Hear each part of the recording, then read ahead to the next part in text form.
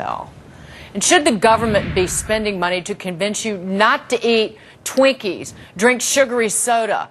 Republican Congressman Scott DesJarlais is fighting back against these anti-obesity ad campaigns that are funded by your taxpayer money with a bill of his own. Congressman DesJarlais of Tennessee joins us now from Capitol Hill. Congressman, how much money are we talking about? Is it all for naught? Is it a drop in the bucket?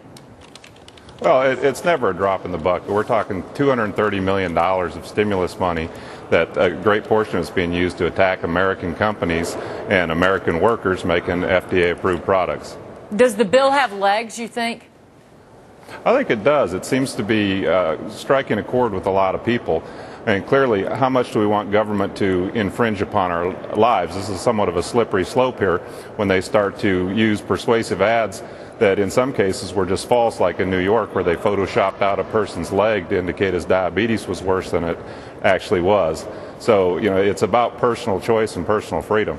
But that's money. That was an ad campaign controlled by New York and not by, say, federal overseers, if you will. That was money that was just allocated to them. Right. It was money that came from the stimulus bill and was used by them to promote those campaigns. But let me ask you this, though, because we have just Medicare just speaking about Medicare, it is a government health care program. And if obesity is such a huge burden on health care costs, and I mean, I can throw out numbers. Every year, $127 billion is spent on the medical care for those who are obese. 2/3 of the country is overweight and obese. It is becoming a taxpayer problem.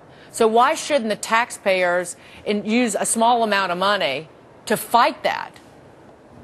Well, one, this is a case where the federal government is using taxpayer money, again, to attack American companies and American workers who are paying taxes to have ads run against their very job.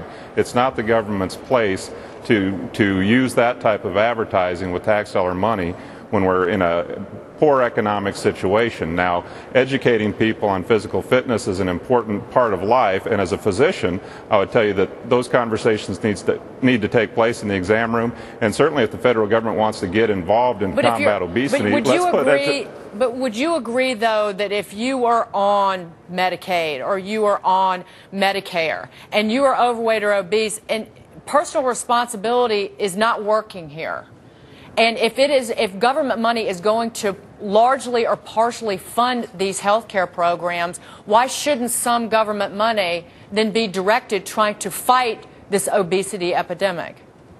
Well, you know, you always say some government money. The matter is how much. We are talking about a significant amount.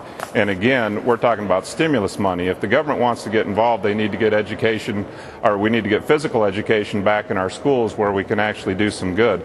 But trying to legislate morality and teach personal responsibility with taxpayer money is an overreaching government. And I think most people agree the government has reached way too far into our lives. And I think overreaching government is also one that funds health care. Thank you so much, Congressman DesJarlais of Tennessee. Be well. We're going to stay with this topic of money and health. And this is actually some